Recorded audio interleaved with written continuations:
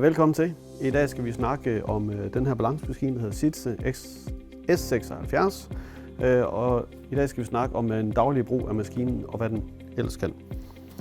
Og hver gang vi skal afbalancere et hjul, så starter det jo altid med, at vi har en konus, og den sidder indvendig, fordi der er fælden centreret.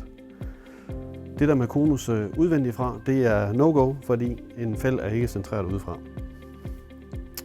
Til maskinen, der følger der jo en kop med, når vi spænder hjulet fast, og som er sådan en standard ting.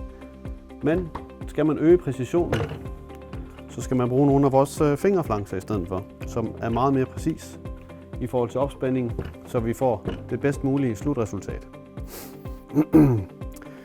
Nu står den her maskine i vores showroom, hvor der ikke lige står nogle hjulløfter til. Men havde vi det, så ville det være helt aktuelt at bruge det, både for jeres egen skyld og jeres helbred, men også i forhold til, at når vi løfter hjulet op, så får vi hjulet løftet op i en rigtig god lodret position, så maskinen ikke skal trække hjulet op på plads. Og derved sørge for, at vi sikrer os, at den virkelig sidder godt. Men i stedet for, så har vi jo valgt vores fine Easylift, som er fjederpåvirket i forhold til ergonomien for jer.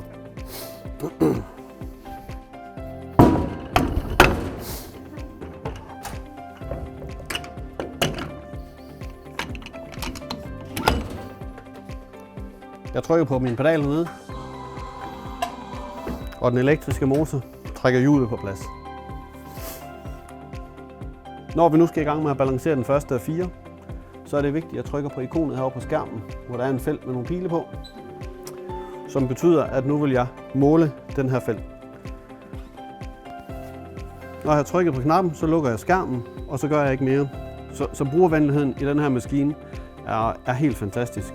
Så fejlraten den bliver noget lavere. Selvom vi har sat en alufælde op, så kan maskinen godt nogle gange tænke, okay, det her det var en stålfælde, men det bekymrer vi os ikke så meget om. Vi trykker simpelthen bare på ikonen på skærmen og siger, jamen prøv her, det er en alufælde. Den viser os allerede her, at vi skal have noget vægt på begge sider. Jeg har mulighed for at trykke på den hurtige knap, der er midt på skærmen her. Så kører vi til næste position. Jeg har også mulighed for at trykke op på skærmen for at flytte den. Er det en alufælde, som den her, hvor man kan sige, okay, der sad bankklodser på indersiden, det vil jeg gerne fortsætte med, jamen så trykker jeg bare herover, og så laver maskinen, den har lavet beregningen på fælden, så jeg skal ikke til at køre et spind igen. Hvis det er det, man vil. Hvis vi nu rigtig gerne vil have den her vægt, have den gemt bag ved ærerne på den her fæld, det er en 6-siddet fæld, jamen så er det så simpelt, at vi skal ikke ind i alle mulige programmer. Det ligger simpelthen her på skærmen foran. Vi trykker på knappen.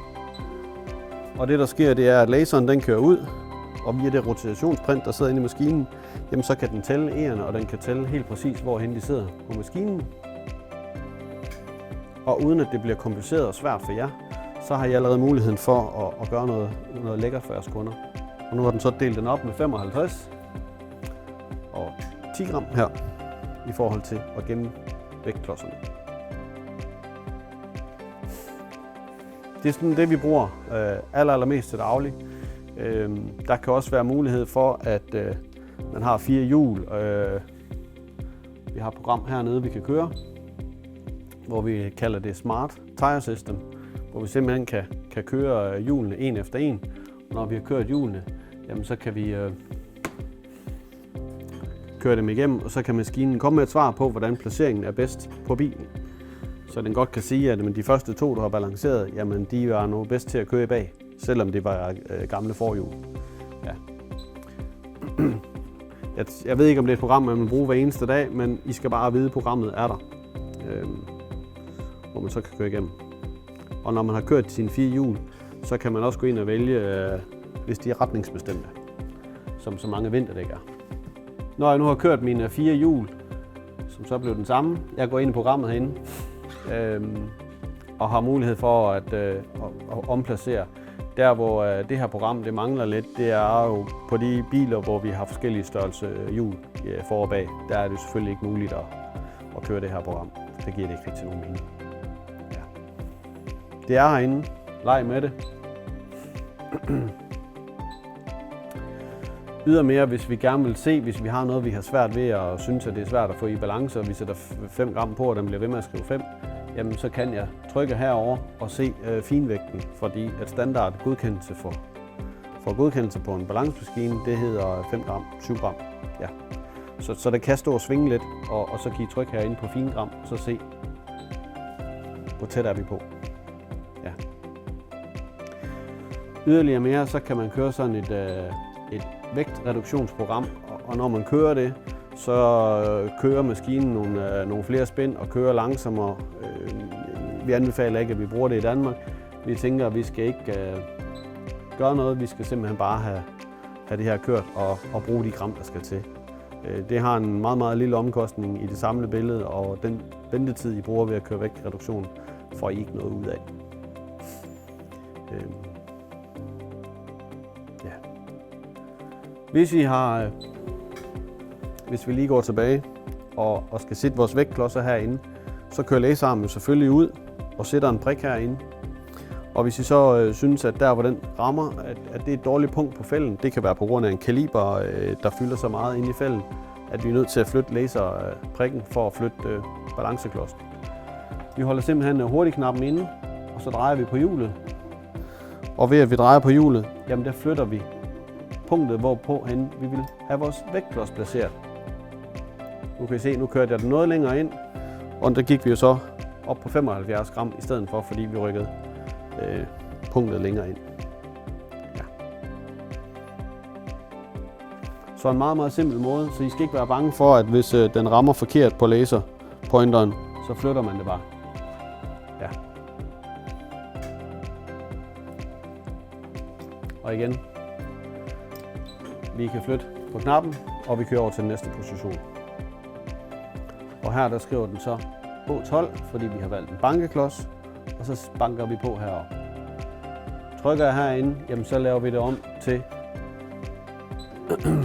en limklods igen. Og med det samme, så vil laseren køre ud, og den vil sætte min pointer herinde, så jeg ved, hvor jeg skal sætte min limklods henne.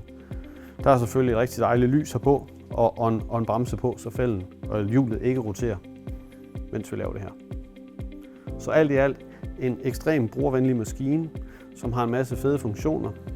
Vi har også lavet en video, hvor vi snakker diagnose. Den kan I også se. Når vi skal have hjulet af igen, så er det den samme fodpedal, vi træder på, som da vi satte på maskinen. Voilà. En anden lille ting, som vi rigtig gerne vil anbefale, selvfølgelig når I slukker maskinen, at I gør det rigtigt og korrekt. Det gør vi simpelthen ved at trykke på slukknappen op på skærmen. Og så siger vi, jamen er du sikker på, at du vil slukke? Og så siger du, ja, det vil jeg gerne. Nu begynder den at bip, og så kan vi gå om og tage afbryderen om på siden af maskinen.